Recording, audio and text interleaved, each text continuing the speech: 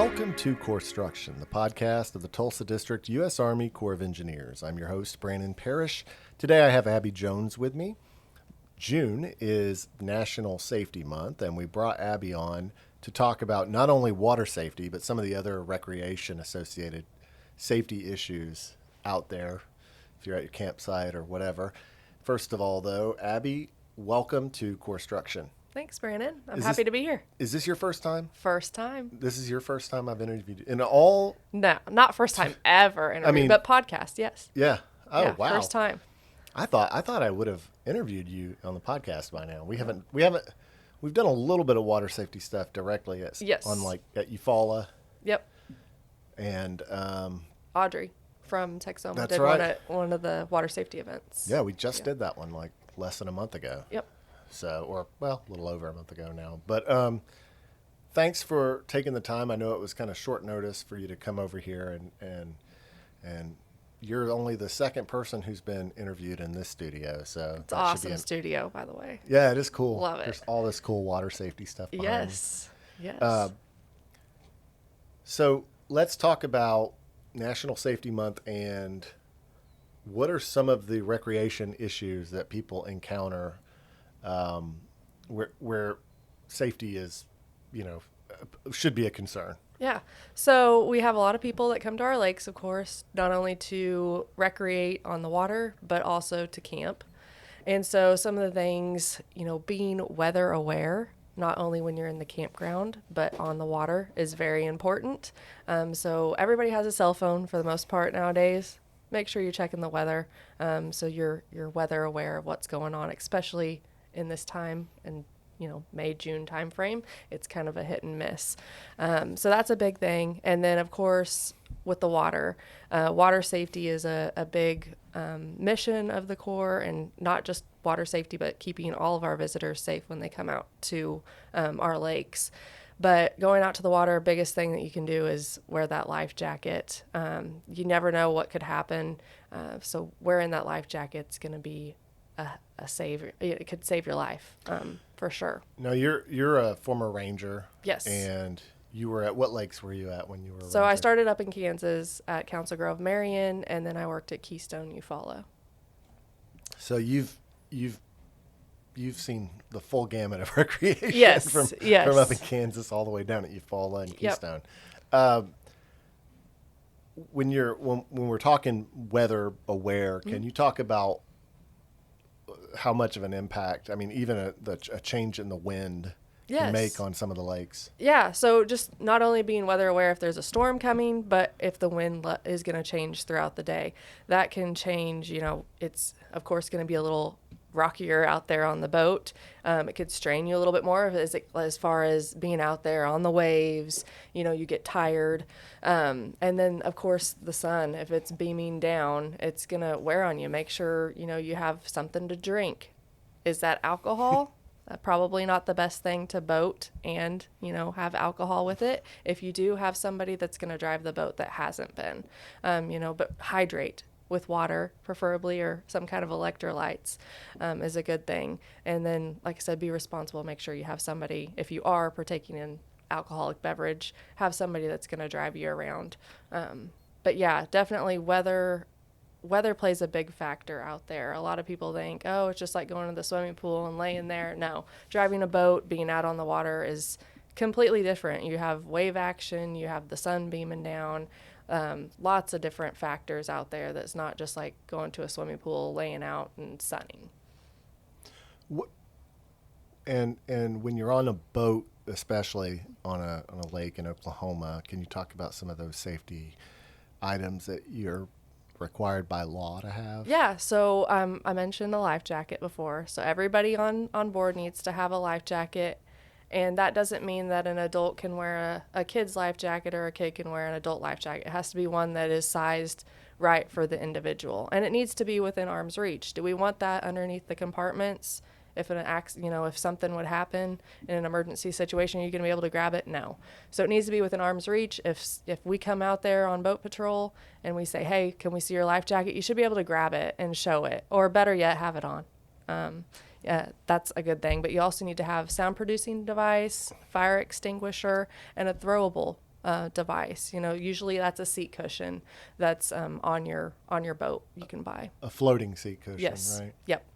I think that's pretty standard now, or Yeah. pretty common now, right? Yes. For most Yep. most boat Those are your makers. main things that you need to have. The biggest thing when we're doing, checks is making sure that we got everybody in a life jacket that needs to be. If you're 12 and under, it's a state law. You got to have one. So make sure you got those kiddos, not only when they're on the boat, but even on the dock, on the shoreline. It's always a good idea to have it on. Yeah, if you're not wearing your life jacket on a boat, it's typically, I would imagine, the reason people put it under their seat is because when they're moving around, Mm-hmm. when they're underway, so to speak, they're afraid the wind's going to pick it up and take it out of the boat, and then it's Yes. in the lake, right? Yep. So if you have it on, Yeah. you don't have just- to worry just about wear it. Right. Yeah. And I mean, if the wind can take that life jacket, I get it, right? Like we've all seen the turn down for what boat video. Oh, yes. Yes. I don't think anybody in that video is wearing a life jacket. No. And that type of situation is a lot more common than people might realize it. For sure. I mean, if you've ever been on a boat, and it might be a nice clear day, but you get all those boats and that wave action out there, and you hit it just wrong. Yeah, you don't want to be that video. Have that life jacket on, because you never know what can happen. And a lot of people say, well, I don't want to wear a life jacket because they're uncomfortable, they're bulky. They make so many different life jackets now for all different activities, kayaking, jet skiing, whatever the case may be.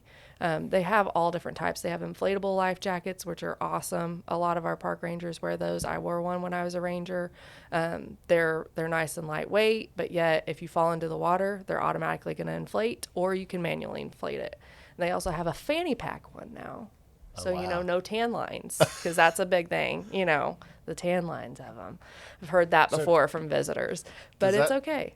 I'm trying to picture how that works. Yeah, so that one doesn't inflate by the water. So, like, the pressure of the water doesn't inflate it. You actually have to pull it, but it's just a fanny pack, and then you can put it, it inflates, and then you can put it over your head. You're not meant to wear it the entire time, like once it inflates. Yeah. Midsection, right? You just So- 'cause inflate it, that like would- if you happen to get in the water and but those also you would only want to wear for probably certain things. If you hit your head or something like that, it's not going to automatically inflate. So it's probably not going to help you in that situation. Now But the ones the Rangers wear, those high speed ones that you all wear when you're out, those activate if you get thrown overboard and you hit the water, right? Yes. There's like a CO2 cartridge. yeah, or there's something? CO2 cartridge in there, and at a certain pressure, it'll inflate. So can that go off if like you're water hosed or something, or I mean, if you got a lot of water, I guess. But like, does it have to go is there a I don't know all the fanciness so to you it, but at yes. the lake office you guys never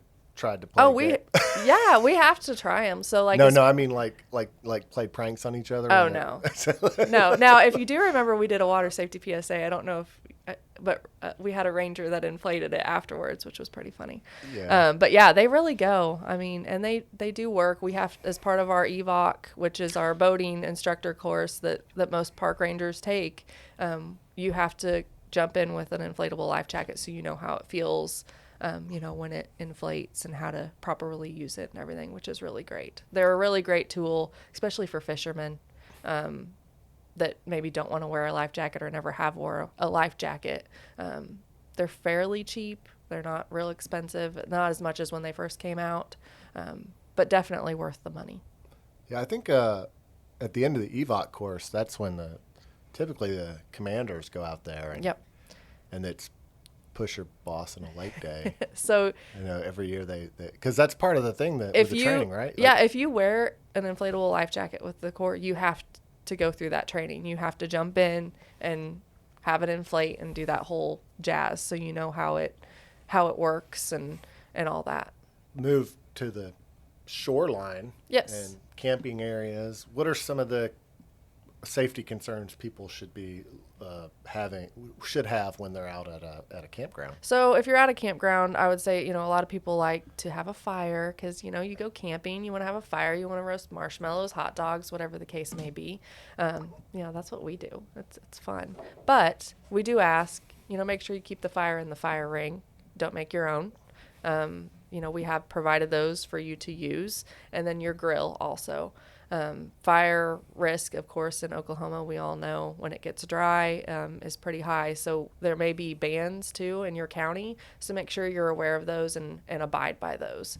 But use those fire rings that we have there. But other than that, go have a good time. We want you to be safe. But yeah, the fire thing's big. Make sure they usually post it if there's a fire ban at your location. So you won't be going in there, and you probably are going to know, or you're going to have a good idea because it will have been probably pretty dry. Yes. In the weeks leading up to that. Yep. So, so I can understand if someone's coming from out of town and it's one of those things just to be aware of the location that you're going to. It's just like picking a spot. You're gonna go online and you're gonna check it out, and it should probably have it on there online, that recreation.gov too. There's a burn ban. Yeah, and I know when you do pick up the dead sticks and stuff that are around the campground, we actually kind of like that when you burn that. Just don't cut anything. Just don't cut down. Well, you don't want to burn cut down freshly cut down trees anyway. Or branches that wouldn't. Yeah. Those don't. That's going to be a lot of smoke, right? Yes. Yeah. So, what about? Are there other wildlife concerns people should have in terms of safety at all? Well, okay, so a lot of our campgrounds have hiking areas too that you can go hike, or at the campground. Just make sure you're aware of your surroundings. Of course, you're outdoors. There's going to be snakes and bugs and ticks and all that stuff. So use your bug repellent, of course. But then also be aware of, like, at your campground trash. Make sure we keep it cleaned up. Those raccoons sometimes like to come up at night and get in the trash and all that stuff. But biggest thing is those kind of things when you're hiking. You're going to be your ticks, bugs, snakes. Just be aware. If you got little ones, make sure you're watching them. And then also when you're hiking and at the campground, make sure you got water. If you go on a hike on one of our trails, make sure you got some water, snacks, however long you plan on being out there. We have trails that are very short to longer ones. Just make sure you have the proper gear as far as that water, snacks, whatever you need along the way.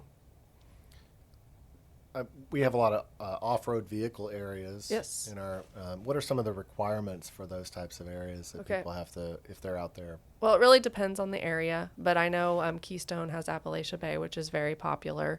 We always highly recommend a helmet when you're out there on, not just an ATV, four-wheeler, whatever the case may be, to have that. And then there are requirements on how large of a vehicle, or I don't want to say vehicle, but ATV side by side that you can have out there, and that varies from different areas. Some areas don't have a restriction on the area. You can take like a big Jeep out there, Wrangler or whatever.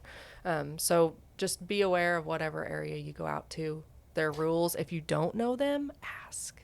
That's the biggest thing.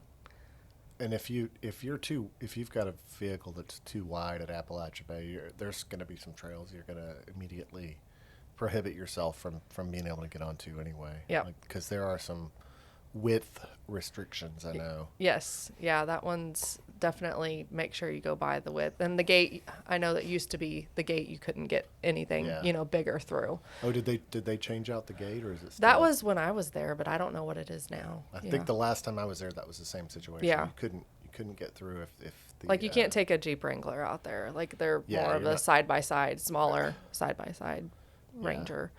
And you need to be wearing your seat belt, I think, if you're in the side-by-side. Yeah, seat belt, helmet, those are all good things because you never know what could happen. It's just like the water. You don't know, what's going to happen out there. So just be prepared for, the worst sometimes. You have to be. Some type of eye protection. Yeah, eye protection would be good. Definitely a helmet. Take a clod of mud in the face when you're out there. Yeah, that'd be fun. But the helmet for sure. We only get one noggin, so protect it. And then, of course, well, we've talked about water safety as far as wearing life jackets and being aware. We've talked about, watching out how much you imbibe. Mm-hmm. Are there any other things that may be associated with recreation that, especially at our projects, that people need to be thinking about as far as safety goes? Yeah, I think back to the water safety, we have lakes that might be above normal pool, and then we also may have some that are below normal pool. So those two things can bring different hazards. If you're above, there's going to be things that are underwater that may not aren't usually. We could have campgrounds. So, those fire rings I talked about before, those might be underwater, benches, pavilion tops. So that you really need to be aware. There might be floating debris, especially if we get, flooding. There's always debris out there, logs, trees, whatever the case may be on that. And then if we're below pool, you have things that are exposed that aren't usually exposed too. So you're going to have shoreline that you might go to that lake, every day for the last 20 years of your life. But if it's real low, that shoreline's going to be completely different. So what you think may be deep may be real shallow, or vice versa. It changes. So just be aware of those type of things. You can always go to our website and see what the lake levels are on that. That'd be a good thing to be aware of when you come to the lake, especially this time of year again, because we do sometimes fluctuate. And then we're almost at that time of year where we're going to start seeing the swim beach testing. Yes. If you're going to a swim beach, can you kind of give a little bit of a breakdown on how the swim beach testing works? So that's not like my lane as far as like all the details, but I know we do water quality testing at our beaches. I don't know if they do it monthly or every 2 weeks, but they do that. And if there is an issue, we will let the public know what's going on and if it's closed and why, those type of things. But we do testing, and we do have beaches where people can swim. So not all of our areas, you can go swim on the shoreline, but if it's not a designated beach, a designated beach has certain rules it has to have as far as slope and all that to keep the public safe. Right. Does that mean that you don't need to wear your life jacket at our beaches? No. I still highly recommend wearing a life jacket just because you're still out on the lake. It's not a pool. You can't see the bottom. We don't know what's there. So definitely wear that life jacket when you're still at those swim beaches. But yes, we do test there, and we do have certain requirements that swim beach has to have. A buoy line to keep boats out. The slope and everything is all a requirement that we have to keep everybody safe. Yeah, I think it's there's a certain number of times we test in the summer, depending on whether or not a test comes back with a higher. Yeah. I think one of the misunderstandings is that people extrapolate a swim beach to the entire body of water. Yes. And you can be in, you could have a situation where maybe some geese spend a little bit of time at the swim beach one overnight or something, and within like 2 feet of a spot, right? The E. coli and different bacteria levels changes, right? Yep. Yeah. So just because if we have to close a swim beach, that means we've had like 3 spots that we've tested in the swim beach and then retested, and it's come back higher than above acceptable levels. Yeah. It doesn't mean the entire lake is contaminated. Yes, exactly. Well, and I think, if we get blue-green algae, sometimes people think that too, that like, the whole lake. Now it can be, but at some lakes, at some lakes we do have issues with that. Yeah, it's not always the case. Sometimes it's just a certain area. But maybe that'd be a good podcast. You could bring one of the biologists on, and they could talk about blue-green algae. Yeah, blue-green and water quality testing. We had Tony Clyde come in, and he talked about BGA and what it means and what it is, and I always get that question: is the lake safe? And safe is a sort of a relative term. Yeah. In terms of, even with a life jacket. Yep. That provides a. It's about we call it risk reduction now, I guess. Yes. You're reducing your risk, but you're not guaranteeing 100% safety, right? No, unfortunately. But, your chances percentage-wise and stat-wise is much higher if you do have that life jacket on. If you are, if something happens and you're not expecting to get into the water, which a lot of people that end up in the water sometimes aren't expecting to be there. As far as if you have a boating accident, let's say your hat flies off and you go to jump in for it. You're not thinking and going out there that day saying, I'm going to get in the water, but you end up there. So Right. wearing your life jacket's going to help that risk of something bad happening. Yeah, that goes along with that whole reach, throw, don't go, right? Yes, yes. A lot of people, you know, our reaction is to go in. You want to help somebody. That's just human nature. But we teach that reach, throw, row, don't go. You're going to go for help. You're going to call 911. You're going to go, you know, if it's a kid, go find an adult. Right. And that's what we try to teach in the schools is the reach, throw, row, don't go. Because we don't want those kids going in there and then having it be even more of a, you know, possible accident and having more people in trouble than we need. Yeah, and the row thing is because you don't want a rotor going around somebody in the water. And Yes. Yeah. You and if you have like a canoe, a kayak, you know, row out there. Reach. You can reach with the paddle, reach with the stick, reach with whatever, you know, you can find on those type of things. But we really talk about that a lot in the schools because we try to teach them young so they'll remember that when they get older. I mean, for the you know, if you're not a rescue swimmer, right, trained Yes. to do that, a drowning person is as much of a threat to you if Yes. you're not careful as the water is to them. Yep. Yeah, because that person, I mean, in the water Panic. is they're panicking and they're going to grab anything they can. So you don't want to go under too.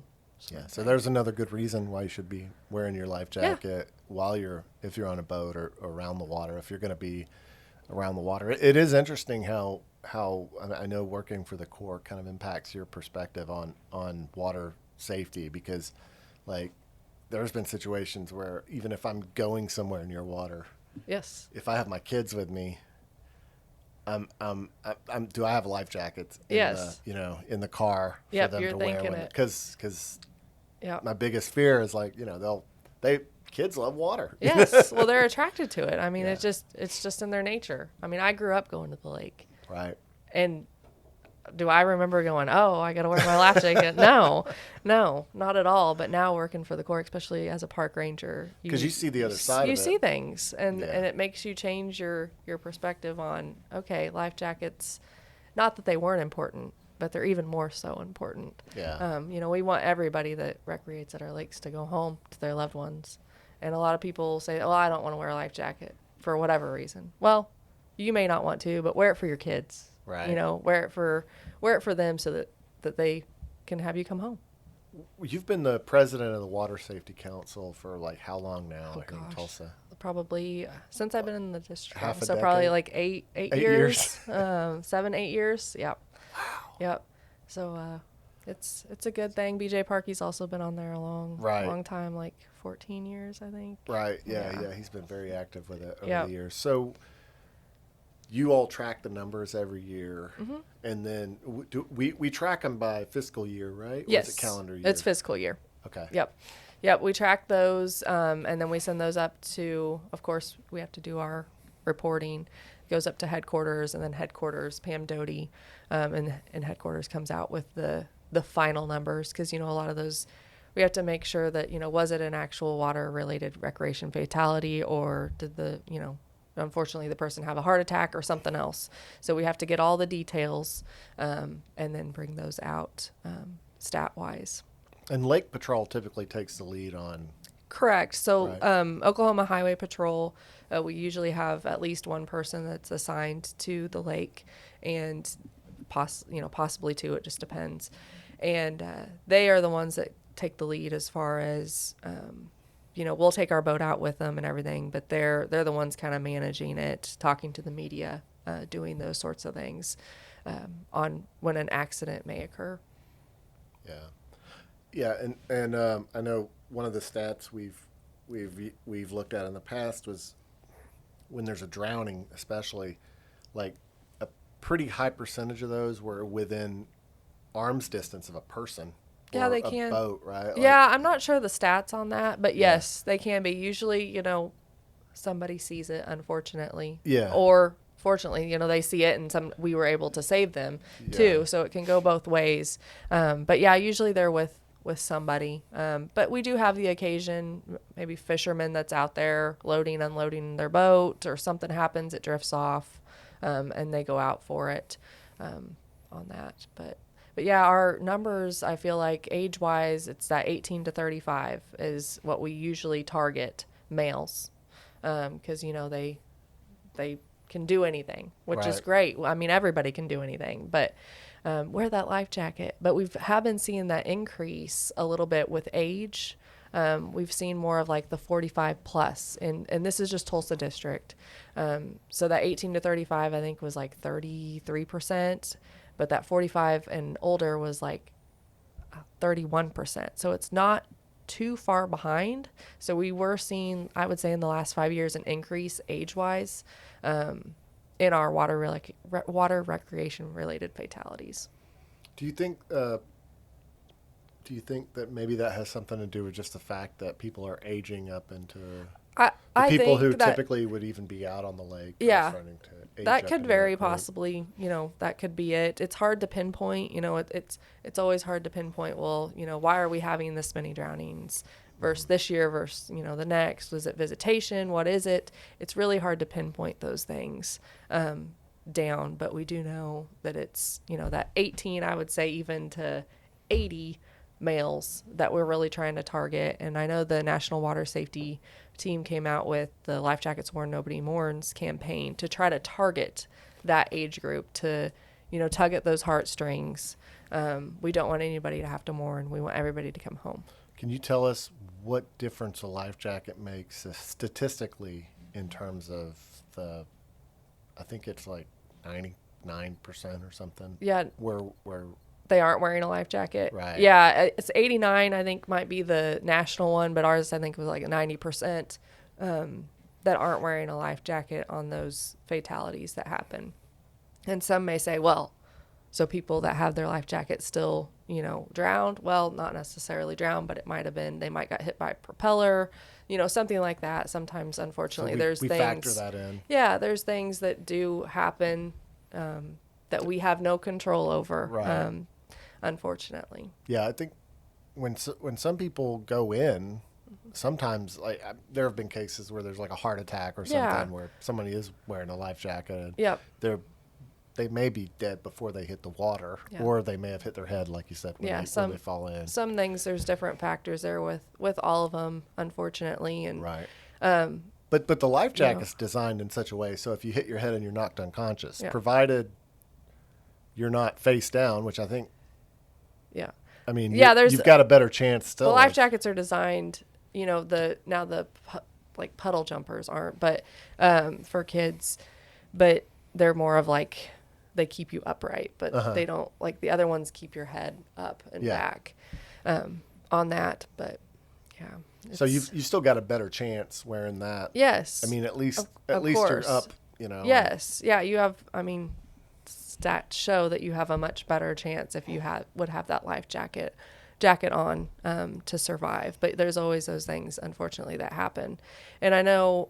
Well, that goes back to what we just said, right? Like you can never guarantee 100% safety. No. You can I wish we could. I mean, it's just like getting in a car with a seatbelt. Unfortunately, things still happen, but the risk factor, if you have that life jacket on, is less than, if you didn't. You're running a higher risk of it. But, we always strive, we want everybody to go home. Right. So, we strive to get out there and spread that water safety message so that we can have zero. But unfortunately, some things happen. But we try our best. Our rangers do an excellent job out there in the field day in and day out with water safety. Well, what have I not asked you that I should have asked you, Abby? I think we've covered water safety for sure, which is great. I'm glad. We covered campground safety a little bit, fire, hiking, make sure you have water is the biggest thing. Just be aware of your surroundings. I think that's the biggest thing when you're coming out camping or out on the water, is just be aware of your surroundings. Watch out for those the poison ivy too. Yeah, poison ivy, man, it's not good. There's a lot of things. I mean, you're out in nature, and you have to remember that. There's going to be bugs. There's going to be poison ivy. There's going to be hazards in the water. So just be prepared for all those different things when you're coming out there. Right. And we're seeing a lot of people recreate, especially during COVID, that maybe never did before. And it's great. Come on out. Come to our lakes. But look up some of those safety tips before you come and be prepared and know what to expect. And, unfortunately, sometimes you have to prepare for the worst when you're out there. So, what happens if my boat doesn't work and I'm out in the middle of the lake? Well, have a plan. It's just like having a plan at home if there's a fire. Have a plan when you go camping for those odd things that might happen. Yeah, there's one of the reasons to have a paddle with you on your boat, right? Like for sure. If that prop goes out and it happens. If you've ever owned a boat, you know it. I mean, boats sometimes can be a lot of maintenance and stuff, and things happen just like a car. Bust out another 1,000, right? Yes. Yeah. And I think that's another big thing is a lot of folks think that, driving a boat is just like driving a car. No, it's not. Driving a car, you're on a highway, you're with other people. I get it. It's a whole different game on the water. You got that wave action. You got all those hazards. It's not just like driving a car if you've ever drove a boat. So if you are going to, go buy a boat, or if you're going to go rent a boat, make sure you, look at some training or watch at least some videos before you go out there. I know they have them out there. Get your boating safety course so that we can all stay safe out there. Yeah, I guess each state has their own. Yes. I believe so. Laws related to boating licenses or boating safety requirements, right? And Oklahoma Highway Patrol, I know they used to, and I think they still do have some boating education courses. I think sometimes they had them at Bass Pro here in Tulsa, I know. But you can Google it and look it up, and they'll have all the information provided on there. But yeah, there's a certain age too, if you're on like a jet ski and stuff, that you have to have that boating safe course for kids. So it teaches them all the the rules of the water, because it's not the same on water as it is land. Exactly. Yep.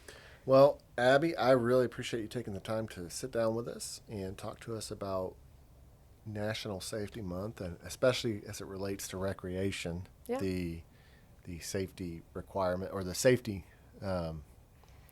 awareness that we need to have when we go out on the lake or when we're out at one of our parks and recreation areas. So thank you very much. Yeah, thank you for having me. Thank you for joining us for Corpstruction. Corpstruction is a production of the Tulsa District U.S. Army Corps of Engineers Public Affairs Office. This episode of Corpstruction was brought to you by the Natural Resource Management Branch of the Operations Division. Thanks for joining us. Have a great day.